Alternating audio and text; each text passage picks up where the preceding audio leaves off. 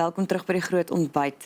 Kim Geldenhuys van Snyman de Jager Prokureurs kuier vanoggend hier by ons en ons gesels vandag oor verskillende tipes volmagte in Suid-Afrika, asook die aanstelling van 'n kurator of administrateur. Kim, welkom, goeiemôre. Goeiemôre julle. So met die fokus op volmagte, Kim, hoe kan jy voorberei vir toekomstige ongeskiktheid? Jy weet, hoe werk dit? Ja, kyk, in praktyk en in prosesse het mense 'n volmag wat jy vir iemand kan gee. Dis waar die volmaggewer gee vir iemand die magtiging om namens hulle op te tree. Maar mens moet net altyd onthou, dit is nie voortdurend en ons in Suid-Afrika kan dit net baat tot en met 'n persoon ongeskik is en dan moet jy oorgaan na kuratorskap toe. Ja. Watter tipe volmagte kry jy in Suid-Afrika? 'n Algemene volmag en dan 'n spesiale volmag. So 'n algemene volmag is algemeen, so die persoon het magtiging om basies op te tree in alle aspekte vir jou, enige sulke te hanteer. En dan het jy 'n spesiale volmag wat 'n spesifieke magtiging gee. Byvoorbeeld sê maar jy koop 'n eiendom en jy bly dalk in die buiteland, dan kan iemand 'n volmag kry om namens jou dokumente te teken.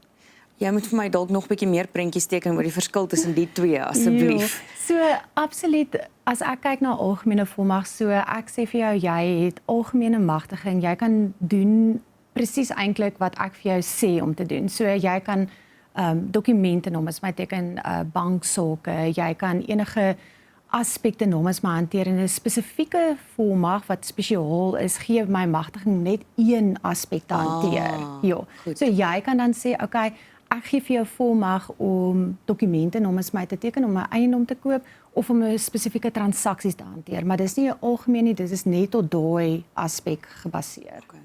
Jy het vroeër genoem dat 'n volmag nie voortdurend kan wees nie. Daar's 'n tydperk daaraan.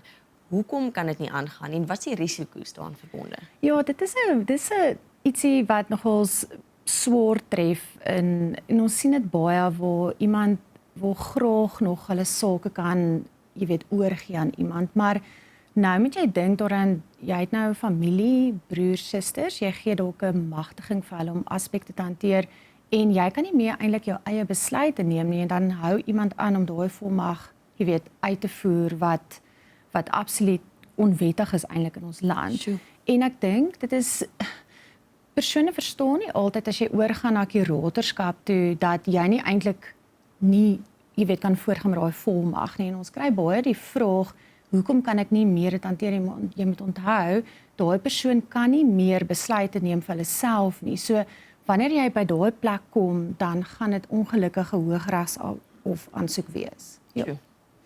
Kim, nou sê nou maar iemand word handelingsonbevoeg verklaar.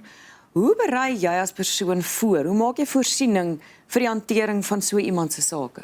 Ja, so eerstens gaan jy, dit is 'n Hooggeregshof aansoek, so sê net maar jou boedel is onder R200,000. Dit wat jy in jou bates het, dan kan jy by die meesterskantoor aansoek doen.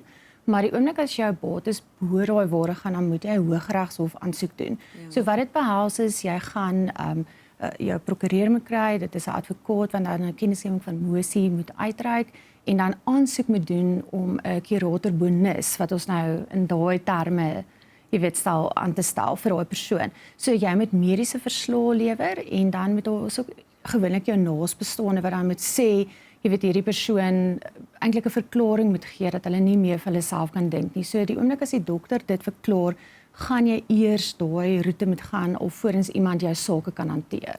So.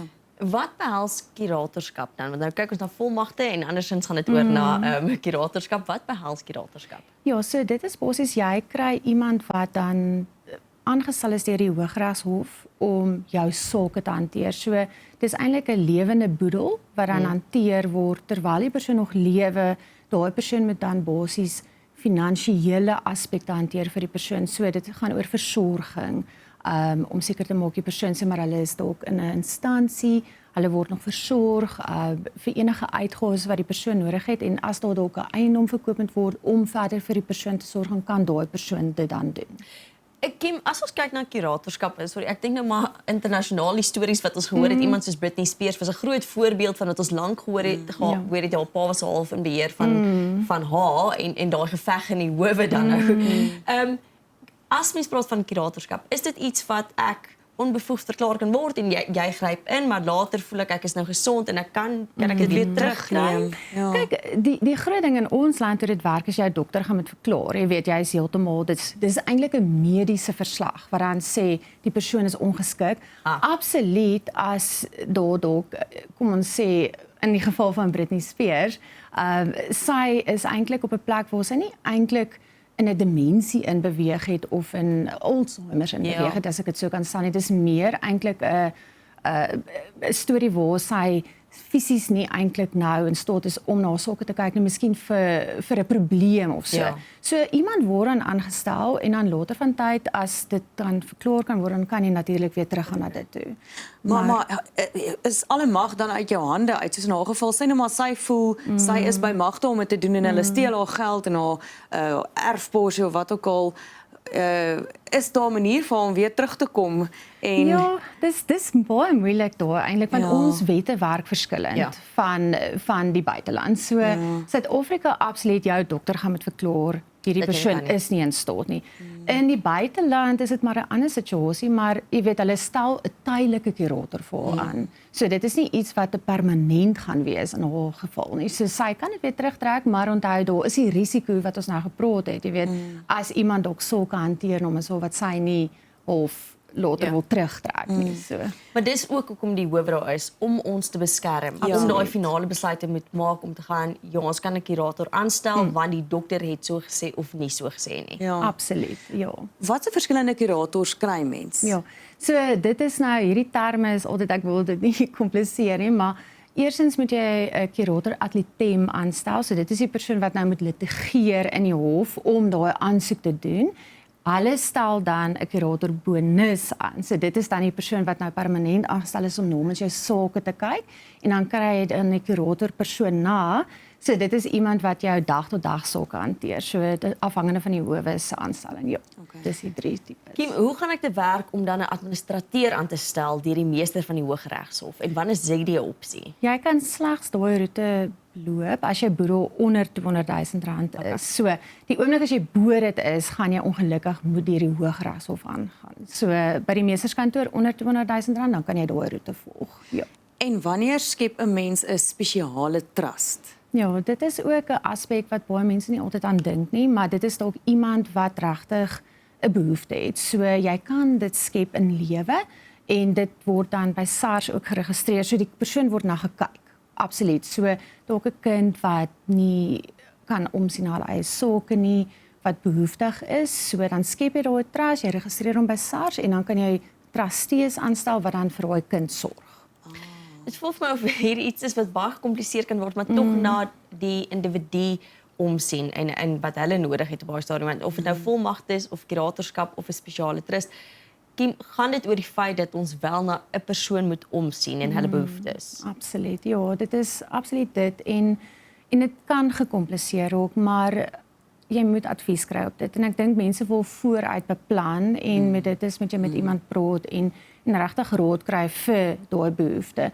Ons kry baie keer die vraag, ek het 'n volmag vir my pa of my ma, maar die dokter het verklaar dat alle kan nie eintlik meer omsien na hulle eie sake nie, kan ek dit nog gebruik? Nee, jy kan nie. So jy moet regtig waar gaan kyk wat is die situasie. Jy kan vooruit beplan, maar ongelukkig in ons land en as gevolg van die risiko's kan dit nie voortdurend wees nie. Jy gaan daar 'n ander roete moet volg. Ja. En ek moet natuurlik ook seker maak dat ek in my testament baie mooi stipuleer aan wie en watter tipe volmagte ek dan vir mense gee sou ek ongeskik verklaar word in die toekoms. Dit is seker ook baie belangrik. Ja. En julle doen dit, né? Ja, absoluut. En ek dink die hele ding is, jy weet, jy kan nie jou testament verander wanneer jy op daai stadium kom nie. En ek dink dit is ook baie keer 'n vraag.